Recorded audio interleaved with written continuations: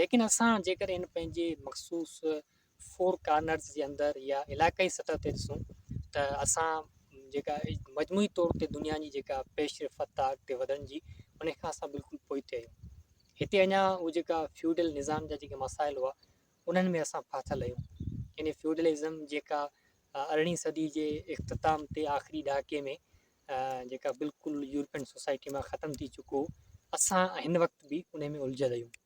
सो feudal society में औरत खे हमेशह पसे पुश्त रखियो वियो। सोसाइटी में इन हायरार्किकल सोसाइटी जेका आहे उन में औरत खे पसे पुश्त रखियो वियो, जंहिंजे नतीजे में हिकिड़ो मर्दाना या पेदरशाही निज़ाम जेका उहो वजूद में आयो।